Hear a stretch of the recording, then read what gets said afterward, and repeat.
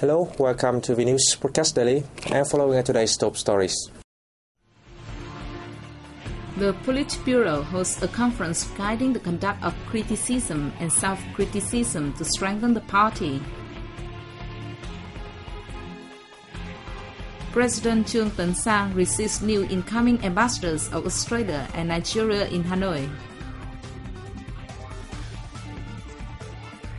The Vietnam Association of Seafood Exporters and Producers maintained aquatic export forecast of $6.5 billion this year.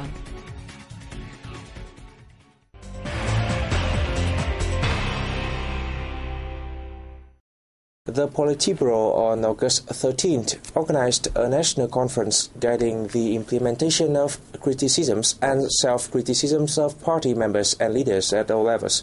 The event was attended by Party General Secretary Nguyễn Phú Trọng and Prime Minister Nguyễn Tấn Dũng, among others. According to Party General Secretary Nguyễn Phú Trọng, starting in July this year, the Politburo and Party Central Committee Secretariat has already introduced self-criticism of individuals and collectives, as set in Resolution 4. From this month, the program will be implemented at organizations and party groups at central level. This will be later expanded to all local levels. Members of the Politburo and Party Central Committee Secretariat were involved in self-criticism over 12 days recently. They were divided into two groups, including the country's leaders, President Trương Tấn Sang, Prime Minister Nguyễn Tấn Dũng, and National Assembly Chairman Nguyễn Sinh Hùng. All made self-criticism reports in front of the Politburo and the Party Central Committee Secretariat. The Party General Secretary assigned the Party Central Committee Inspectorate to assess the reports by September 2012 and hand them to the Politburo. The Politburo and the Party Central Committee agreed that through self-criticism, the party would further understand concerns related to the party building, such as problems regards to the leadership and management of state-owned enterprises. At the conference, party leader Trọng said self-criticism could only be effective if all members deeply realized the importance of the process. Criticism and self-criticism is a solution of tremendous importance.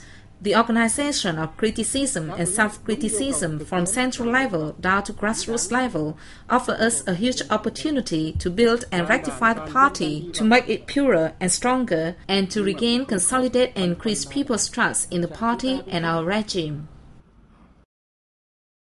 He asked municipal and provincial party committees to thoroughly grasp the party's central committee's instructions and learn from its experience to make prompt adjustments and productive application in making self-criticism. A sense of responsibility must be fully upheld to make criticism and self-criticism productive, party leader Trọng said.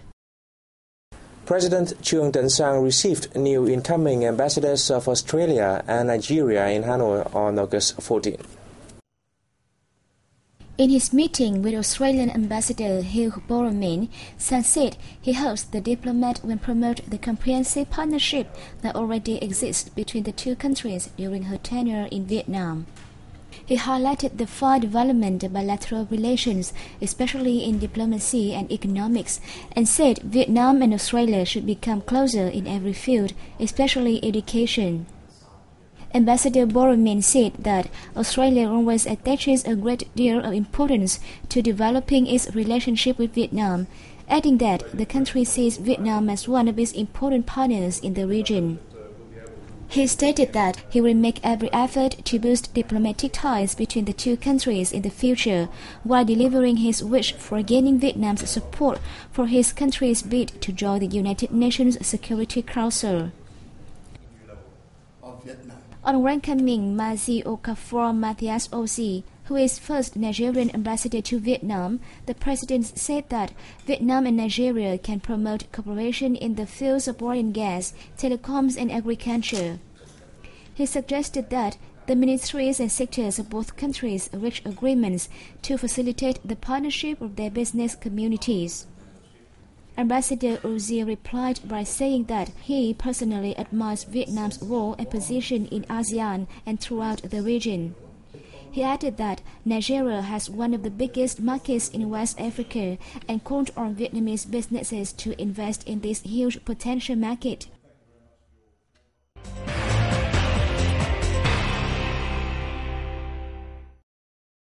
Minister of Public Security Trần Đại Quang and Cambodian Minister of Home Affairs Sa Khang have agreed to raise effective results of bilateral cooperation to ensure political stability, security and social order in each country.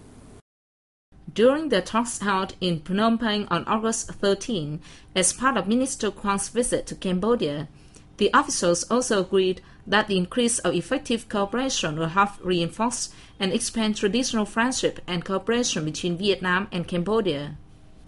Sa Khang, who is also Deputy Prime Minister, spoke highly of Minister Quang's working visit to his country and said it manifests vividly traditional solidarity, friendship and cooperation between the two ministries. He also affirmed wishes to continue maintaining and furthering the two ministries' ties in the future for the sake of the two peoples. Minister Quang congratulated Cambodian people on their recent socio-economic achievements obtained under the leadership of King Norodom Sihamoni and Prime Minister Hun Sen. On the occasion, he presented professional equipment and tools to the Cambodian police. The editorial board on drafting amendments to the 1992 Constitution convened its fifth plenary meeting in Hanoi on August 13th to comment on proposed amendments to the Constitution. Phan Chung Lee, chairman of the National Assembly's Law Committee and head of the editorial board, said this important meeting is to decide which contents will be presented to the 1992 Constitution Amendment Drafting Committee at its next session. At the two-day meeting, the editorial board's agenda is to discuss and comment on the review of execution of the 1992 Constitution and propose amendments and supplements to the preamble, Chapter 1 on political regime, Chapter 2 on human rights, and fundamental rights and obligations of citizens of the Constitution. Board members plan to give opinions on amendments and supplements to economic, cultural, social, scientific, technological, and environmental matters in Chapter 3, the defense of Vietnam in Chapter 4, among other issues.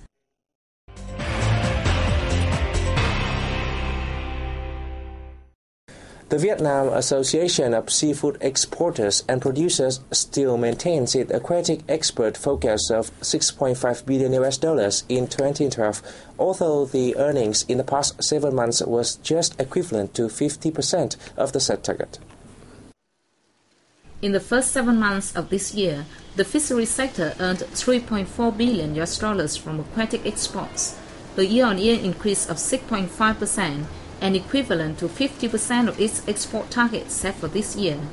Despite a lower demand for aquatic products in the European market, one of Vietnam's key customers in the field, in the first 6 months of this year, Vietnam is likely to achieve its annual target of $6.5 billion in aquatic exports, said the association.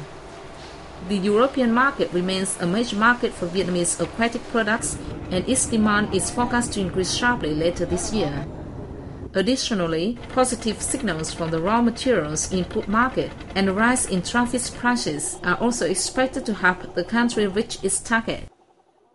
The Vietnam Invested Bank for Investment and Development of Cambodia, BIDC, marked its business expansion in Cambodia by inaugurating its new headquarters in the country on August 13. The new headquarters provides an evidence of the bank's firm and strong development in the Cambodian market. After 3 years of operation, BIDC is now listed among the top 5 banks with largest assets and credit balance in Cambodia. The bank's total assets is worth $480 million, and its credit balance is valued at over $320 million. It provides funding for many projects of Vietnamese investors in Cambodia. On the occasion, the bank signed a contract to provide banking services to Bure Bang Huk Company of Cambodia. And we come to the end of the news today. Thanks for watching and see you next time.